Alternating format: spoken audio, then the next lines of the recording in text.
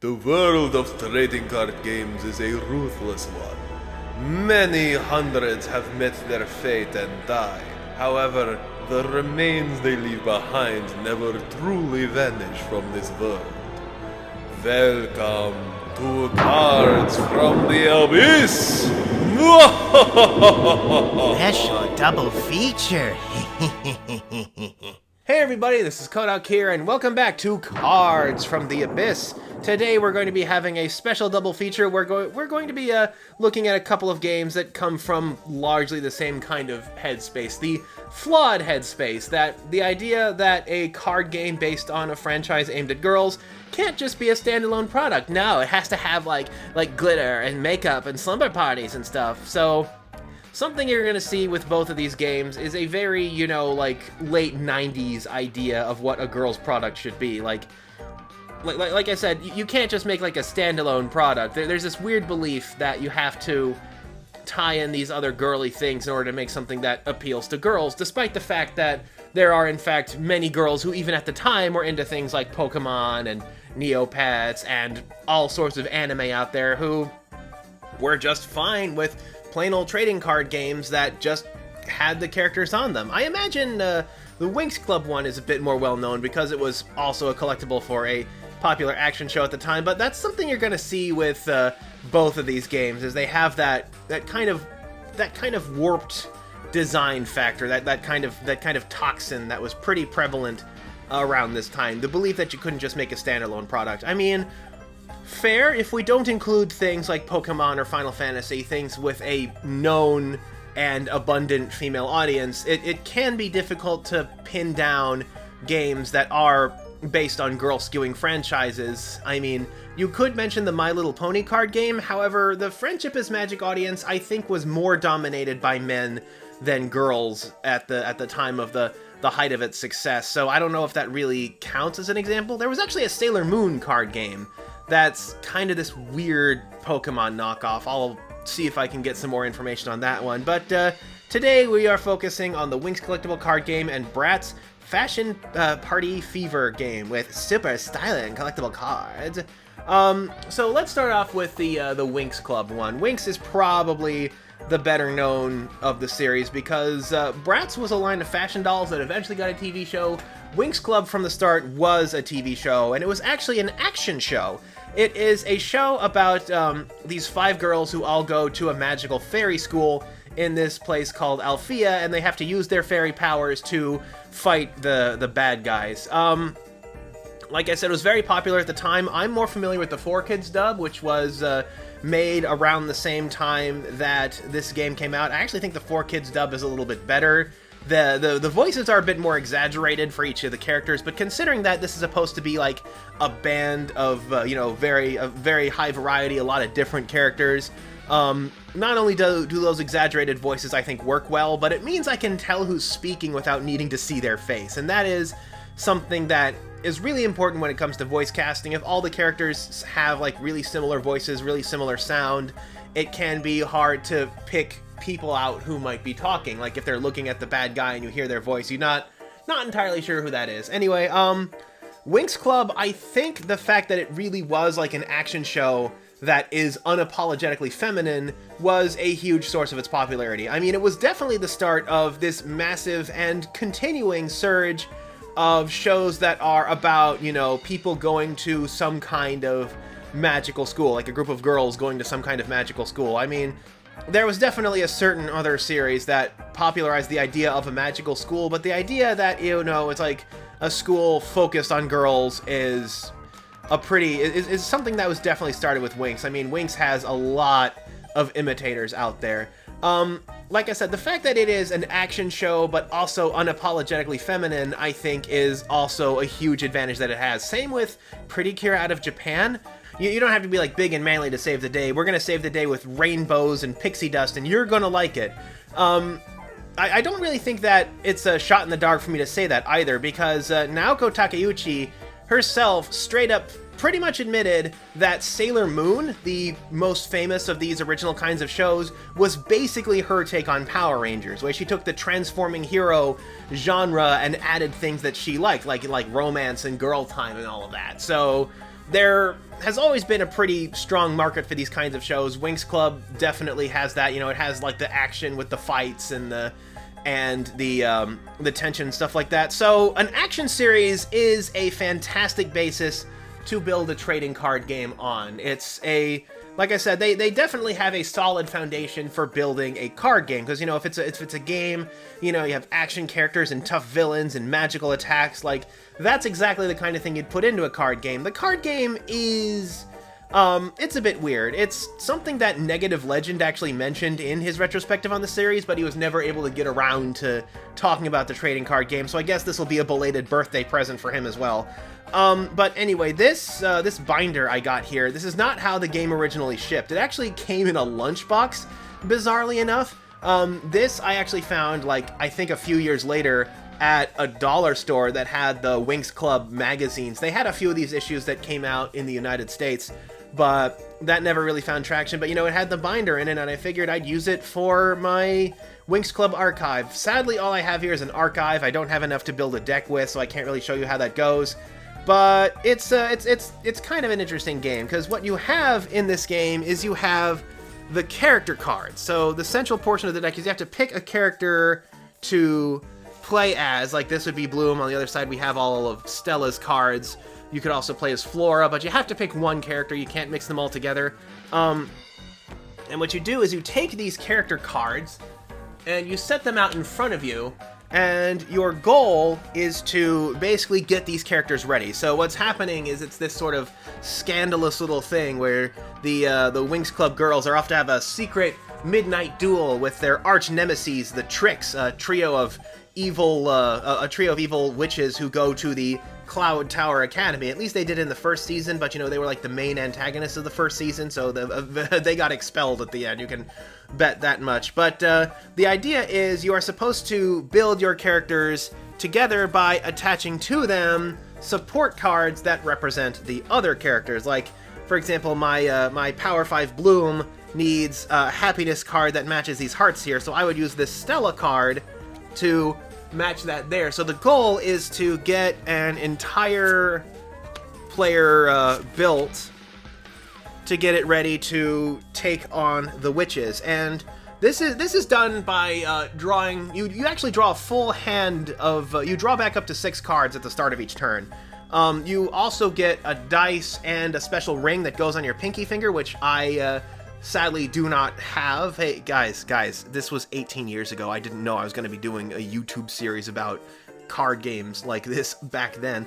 But what happens is you kind of see these cards are kind of bizarre. They actually have like a texture over the box, which is actually like perfume. These cards are perfumed, and that's to say nothing about the cards that are covered in glitter. It's like I said, it's kind of been, you know, sloshed, you know, just had that whole, like, oh, it can't just be a standalone thing just poured on top of it. But this is actually a cooperative game. Your goal is for all players to gain as many victory points as possible against the witches, which are represented by a 6-sided die or an 8-sided die if you are playing in Europe, before the die that gets rolled to represent the witches' attacks shows the ring 5 times. Basically, the idea is each time you roll the die, I'll have some pictures of the die on here. Some of the dice have a picture of the ring on there. What happens is that ring moves across your hand, and when it leaves your thumb, then the game is over. And if you roll a ring on the die, then everybody's moves forward. It's not the first person to go out; everybody goes out. So you only have those 5 times that it can appear, and I think it's a roughly 50-50 chance that it could appear. So you can have up to 3 of these Winx cards in play. Let's just put Flora out just to pretend. And you build the character using these cards. You see how they line up with friendship and courage and happiness and charm.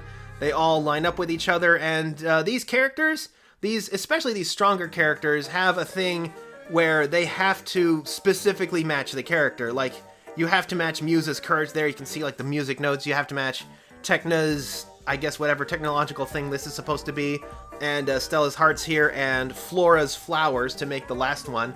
There are also lower power characters, like my 4 power Flora and my 2 power Bloom, which have rainbow signals, which can be occupied by any character. For example, I could use this generic character here. They had generic characters to represent the other characters who, the background characters from the show who never really got a prominent role. You have cards for all 5 of the basic Winx, at least the ones shown here. There was also a 6th one who was added in the 2nd season. I think her name was Layla, who I think only got cards in the European edition because it did a lot better in Europe where this came from. This is a European show. It's out of Italy. It's by Eugenio Straffi, the same person who did Huntic, and I've showed off Huntic before. But like I said, it's a cooperative game, so something you can do is you can ask your friends for help. On your turn, you can ask if a friend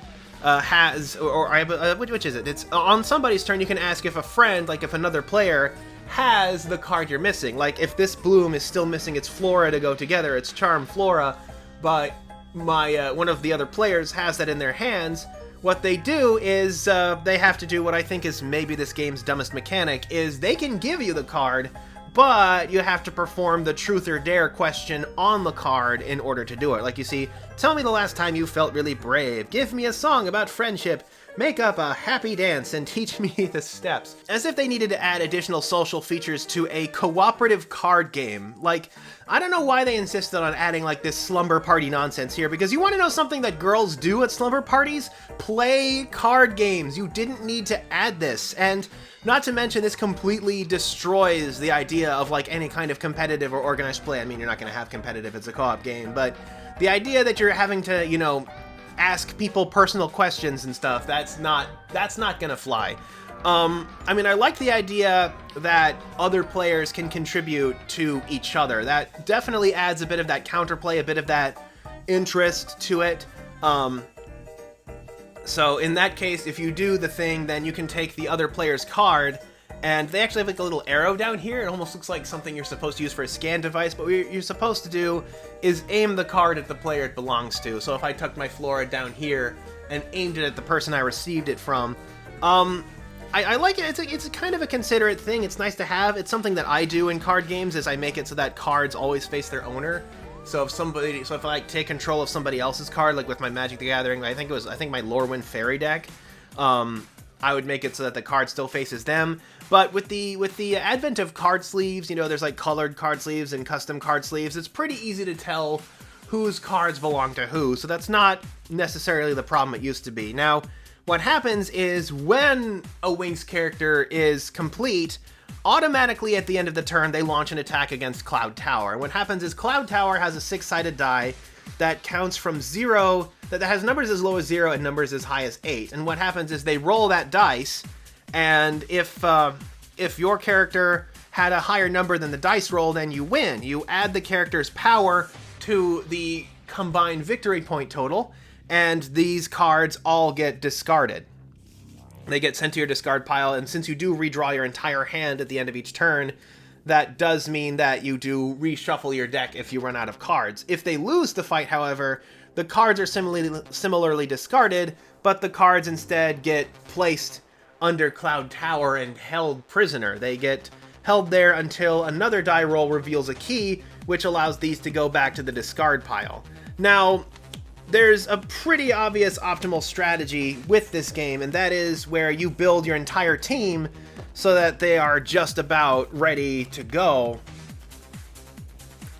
You build your entire team so that they're just about ready to go. Get as many of them ready as possible, like one card away from going for it, and then you just give all of them cards at the same time, and they actually do perform a team attack. So as long as you can just perform a team attack that's always higher than 8, the only time the clock advances is when you perform an attack. So you always want to do a full team attack every time, which will not only likely be higher than 8 in grand total and thus impossible to lose to the dice, but gets you a ton of victory points at once. That's pretty obviously the way to play the game. You can only have 3 of these Winx characters in play at a time, but it's pretty easy to get them powered up.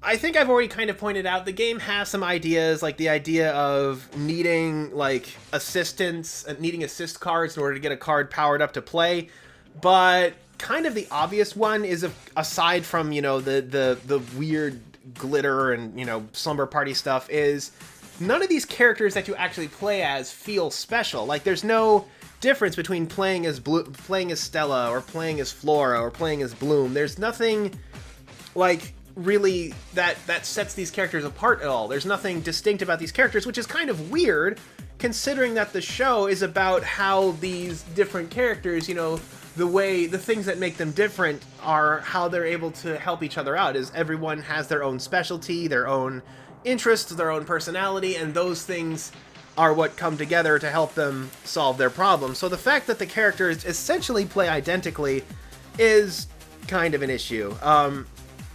There are special ability cards in the game, and these are the extra glittery and super sleeve unfriendly magics cards. Now what these do is they allow you to affect how affect the outcome of the fight usually. Like you pass your exams with flying colors, play this card to let any player add 1 to a Winx card's battle points when it battles the witches, or maybe one that subtracts 1 from the witch's roll, or one that lets you draw extra cards, or that allows you to re-roll a card. These are the big power cards. They're the only thing that cause anything like truly interesting in this game to happen.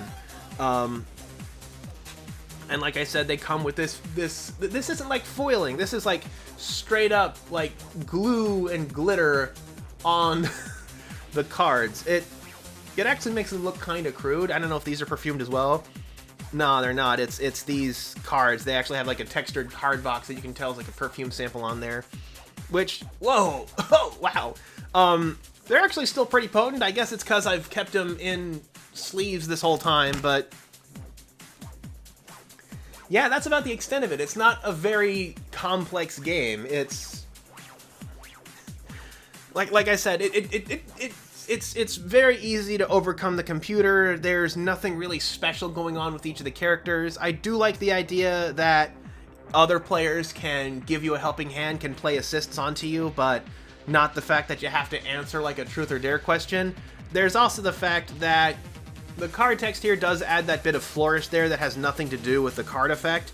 Now, these magic cards might have been a bit more interesting if they made magic cards that only worked for individual characters, like maybe the spells expert card could only be played by a Flora player. That would maybe be a bit more interesting, give the character some way to go. But as it stands, these are a little more than fun collectibles, and I imagine that's why any of them sold whatsoever, if not just to the curious.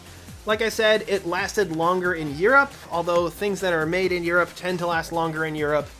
So, I mean, you got like Gourmety and all that. That might explain that, but there it is. Pretty simple, pretty basic game. Oh, the promo. I got a promo, one of the Pixie cards from the second season. This came with another copy of the magazine, and it is like the wrong cut. It's the wrong cut to match the cards in the deck, so it's actually a different size to every single card I own, and that's a no-no. This actually happens a lot with promo cards, like the Fantasy Flight promo cards also have this kind of cutting problem. So this was a game that was kind of made on the cheap, and you can kind of tell. But anyways, on to Bratz Fashion Party Fever. In Bratz Passion Farty Fever. In Bratz Fashion Party Fever, your goal is to have the ultimate party by building up your Bratz characters, but they have to have the perfect matching outfits that not only match the space on the card, but also the type. It has to be rockin' or stylin' or funkalish. But your friends can also help you by giving you the dress components you're missing. After your Bratz character is complete, you roll a die to see if the clock advances and earn victory points, and after the clock advances 5 times, it's game over. It's the same game. It's the exact same game. Oh, stylish. It's the same game. It's the same game. It's the same game. Same game. Same game. Ah! Okay, it's not like entirely identical. I mean, it is ridiculous degrees identical to the Winx Club game, but it is not like 100% identical. I mean, the Slumber Party questions have been moved to the individual cards and are now in a special code that requires a red lens in order to actually read, but otherwise it's literally the same thing. Also, funkalish, is that a word? Is that a slang term that anybody ever used in the history of ever? I mean, I guess if there are some other changes, it's the idea that these cards also have like domino coloration to them. Like, each one has like a top color and a bottom color. So the idea is that by lining up these characters this way, and then, you know, all these cards go back to the discard pile, but the idea is that you earn even more bonus points by lining up these characters in their sort of domino fashion, and you're allowed to freely rearrange them as the play goes on, but like I said, it has all of the same problems as Winx, and in this case, oh, actually the characters actually have some abilities. When I hit the dance floor, score 4 if it's 9 o'clock or later. So you have some of the cards, the named characters like Chloe and Yade and Sasha and Yasmin, look like they have actual special abilities. While I'm in your dressing room, you can have 6 cards in your hand. I hate to dance by myself. When I hit the dance floor, score -2 if I'm alone. So, I mean, this is a character with a power of 4, so each character also has a victory score, and the die can actually add a multiplier to that score, but like I said, it's like a 50-50 chance that you will roll a clock and advance the timer, so ideally the goal is to try to get, you know, only high-scoring characters to go out there. So it's kind of similar, however, there are no magics cards. The equivalent is actually the Power Party stack. Now what happens is you have a stack of these Power Party cards. You can have 1 copy of each card, and what you do is at the start of your turn, you flip the top card of the Power Party card, and you can, if you so choose, use this ability. You can use this ability on your turn and then discard it, in which case on the next turn, you flip a fresh Power Party card. So this is kind of an interesting idea where you have like a little stack of power cards that give you little optional one-shots on your turn, but otherwise, yes, it is literally Winx again. So not only were these games, you know, obviously designed with a very strange mindset, but in the case of the Bratz game, it was straight up creatively bankrupt. So yeah, there you have it. The Bratz Fashion Party Fever game, which I think a lot of people didn't understand that these were collectible games, but it was a collectible game based on its box. But yeah, there's a relic from times past that I hope we don't go back to. We'll see if there's like more games that get designed based on franchises that are primarily girl skewing. Like, I know there's a lot of games with crossover that I've mentioned, like Pokemon and all that, but we'll have to see if a game like this comes out in the... Well, not like this, hopefully not like this, but from a similar perspective comes out in the future. But until next time, that was Winx Club collectible card game and Bratz Fashion Party Fever, and until next time, this is Kodak signing off.